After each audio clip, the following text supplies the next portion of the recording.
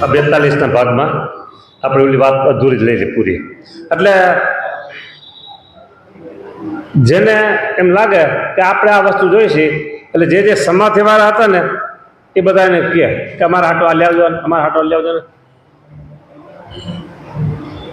વસો ગામના જમુનાબાઈ એ સમાધિ કરી ગયા. તો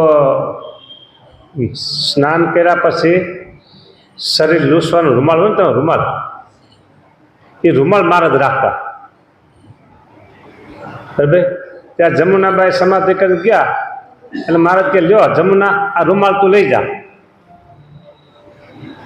હવે મહારાજ રૂમાલ રાખતા હોય, કોઈ જોયો હોય, બરાબર, અને લ્યા બતાવે કે આ રૂમાલ તો મારા જ રાખતા, અહીં ક્યાંથી લેવી કે તું તને ક્યાંથી આવ્યો? કે હું સમાધિ કરી ગઈ હતી, મહારાજ મને આપ્યો કે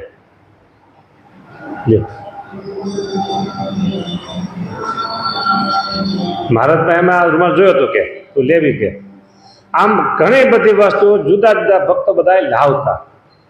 એટલે એમ કહે છે કે અલૌકિક મૂર્તિ આજની ધરી ન ધર્મ કુમાર. પછી કીધું અહીંયા જે કોઈ કેદી ન સુણ્યું કાન અચરજકારી છે, તે તો દેખાડ્યું ભગવાન અચરજકારી છે.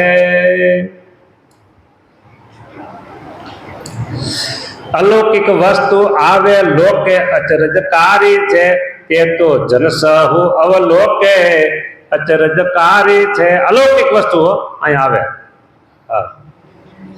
આ કેના જેવું કહેવાય? આપણે અહીંયા છે ને એ બધી લૌકિક છે માય, અને ભગવાનનું ધામ છે ને એ અલૌકિક છે, દિવ્ય. એટલે વાત એવી છે, એક તમે લોખંડનો ટુકડો લ્યો, બરાબર, અને આ ખુરશી પ્લાસ્ટિક જ કહેવાય ને, ફાઈબર કે પ્લાસ્ટિક જે કહેવાય, આવું જાડું ફાઈબર હોય ખુરશી જેવું, અને એક લોખંડનો ટુકડો. તો બેનો હાંધો કરવો છે તો કે ના વેલ્ડિંગ વાળા કરી દે, જાવ ત્યાં કે કા ભાઈ લોખંડનો ટુકડો અને લાકડાનો ટુકડો લે, ભાઈ આને વેલ્ડિંગ કરી દો કે. હવે શક્ય છે?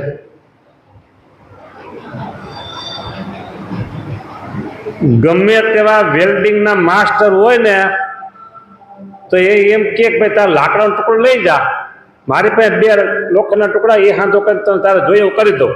લાકડાનું વેલ્ડિંગ થાય નહીં કોઈ દિવસ, ત્યાં ફાઈબરનું ન થાય લોખંડ સાથે. પણ અહીંયા થઈ ગયું, એ અચરજકારી છે. લ્યો અહીંયા લાકડાનું લોખંડનું વેલ્ડિંગ થઈ ગયું. સ્વામી અહીં કે લખે છે, જો જે કોઈ કેદી ન સુણ્યું કાનમાં સાંભળ્યું હતું તે અચરજકારી છે, તે તો દેખાડ્યો ભગવાન અચરજકારી છે. પછી કીધું કે અલૌકિક વસ્તુ આવે લોકે અચરજકારી છે. અલૌકિક વસ્તુ આવે આ લોકમાં, તે તો જનસહુ અવલોકે અચરજકારી છે. અલૌકિક વસ્તુ આવી આ લોકમાં. લાભ લોખંડ અને લાકડાનું વેલ્ડિંગ થઈ ગયું કહેવાય.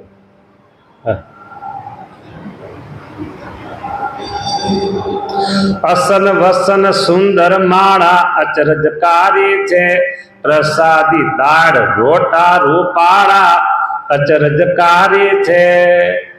પ્રસાદી દાળ રોટા એટલે રોટલા, આ બધું ખાવાની વસ્તુ એ આવે. અને આવી બોલો આવે નહીં, પણ આવી ગઈ.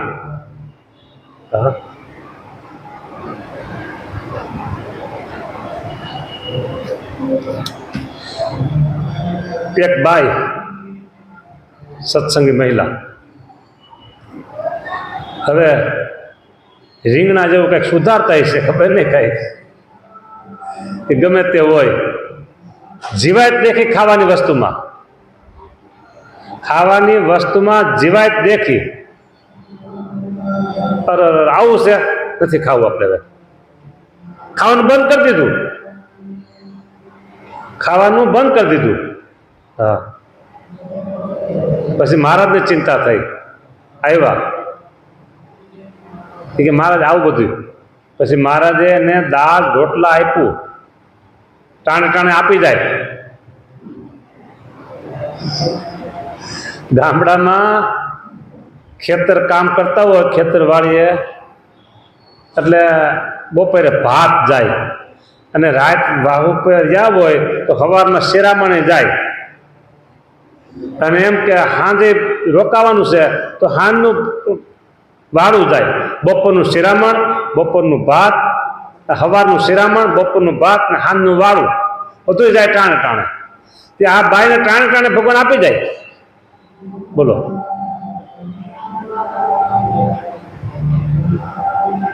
આ વાત માનવા જેવી નથી. બની ગઈ છે એટલે માનવું જ પડે.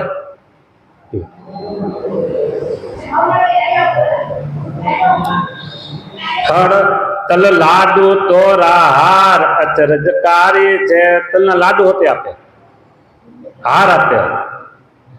હળ ફૂલ અમૂલ્ય અપાર અચરજકારી છે. પામે સમાધિ તે દાસ અચરજકારી છે. જાગે જ્યારે ત્યારે રહે પાસ અચરજકારી છે. લ્યો,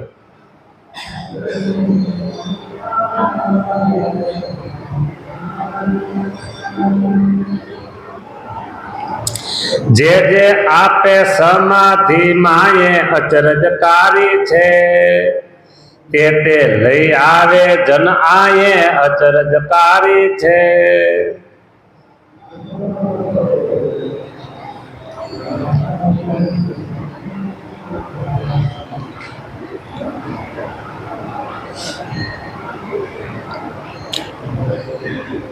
કોઈ સ્વામિનારાયણ સંપ્રદાય સિવાયના શાસ્ત્રો વાંચ્યા હોય, સ્વામિનારાયણ સંપ્રદાયના જે શાસ્ત્રો છે એ સિવાયના શાસ્ત્રો કોઈએ વાંચ્યા હોય, બરાબર, અને કોઈ એમ કે આ અવતારમાં આ ભગવાને આવું આવું બધું બતાવ્યું છે, આવું આવું કરી દીધું છે, એના ભક્તોને આવા આવા સુખ આપ્યા છે, આવી એવી વસ્તુ આપી છે, આવા એવી સમાધિ કરાવી છે, ક્યાંય ન મળે, ક્યાંય ન મળે. બોલો,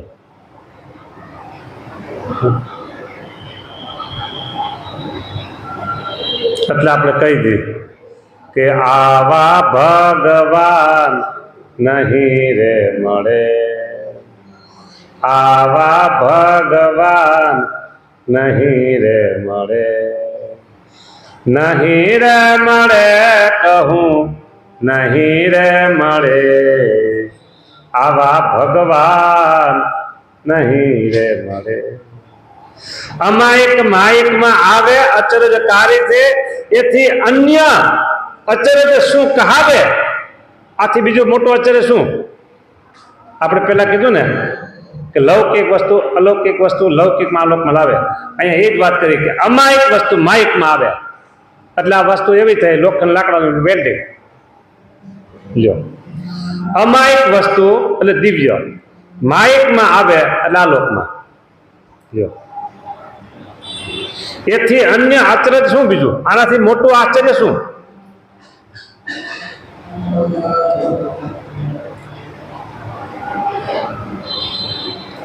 વળી એક પરચો આપે અચરજકારી છે,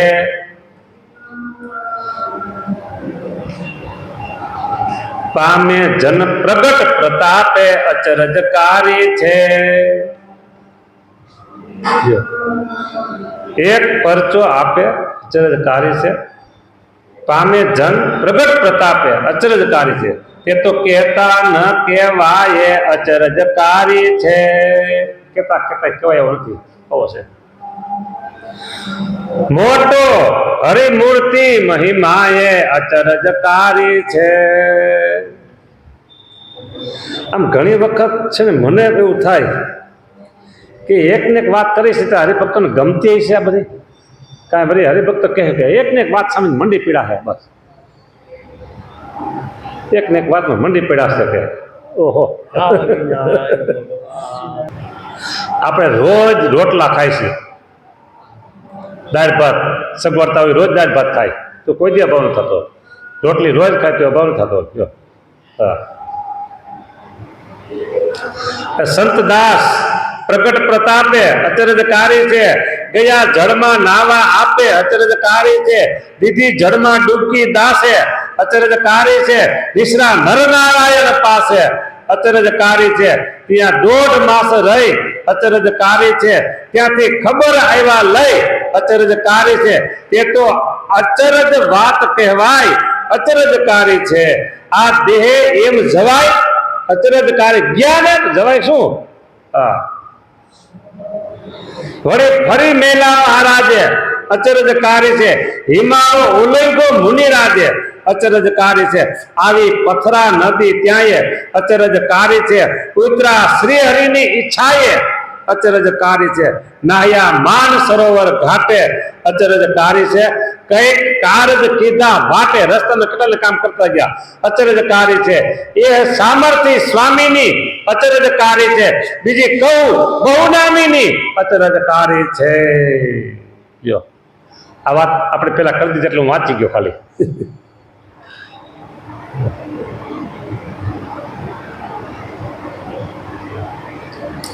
પેલા બંકર બનાવ્યા ને, બંકર ભૂગર્ભ તો કર્યા હોય બરાબર, તો અહીંથી પડે સામે ક્યાંક નીકળી જાય. હા, આ ટનલું છે મોટી મોટી વિદેશમાં બધી દરિયા નીચે નદી નીચે, તો અહીંયા ભૂમિ જમીન હોય, જાય તો સામે દરિયાની ઓલા બાજુ નીકળે બરાબર, એ તો નીકળે. હા, પણ આને ક્યાં ટનલ ગોતી? સાહેબ ભુજના જે હમીર સરોવરથી અંદર ડૂબકી મારી અને નીકળ્યા થઈ હિમાલયમાં.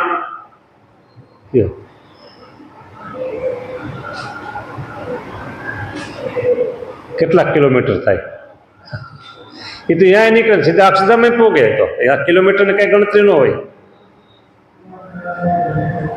પણ આમાં એમ કીધું કે ઉતરા શ્રી હરિની ઈચ્છાએ, બસ ભગવાનની ઈચ્છાથી. હા, અને આગળ આવી ગયો કે પ્રગટ પ્રભુના પ્રતાપે. હા, ભગવાનનો પ્રતાપ હોય અને એની ઈચ્છા હોય તો ગમે તે હોય અશક્ય શક્ય થાય, ગમે તે હોય તો અશક્ય અસંભવ સંભવિત બની શકે. હા,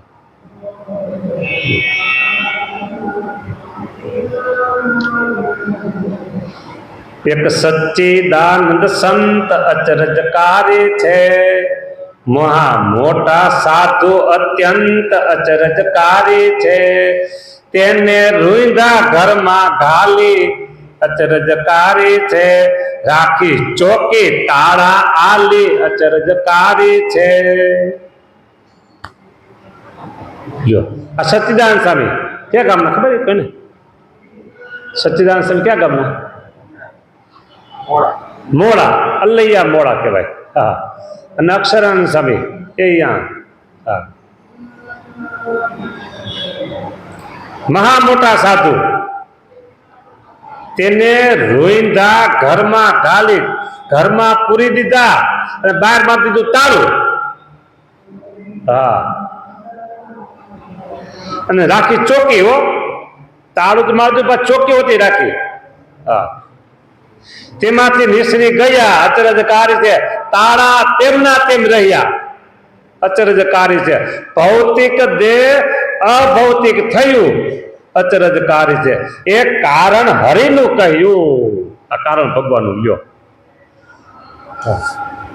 આ વાત ક્યાંય ન બને પણ છતાં એ બની ગઈ છે, શું કરવું કયો? ના શું પડે બની ગઈ છે તો. હા,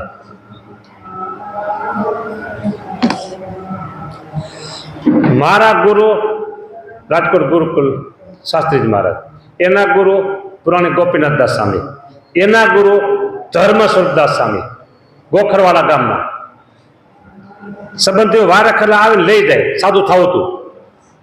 પછી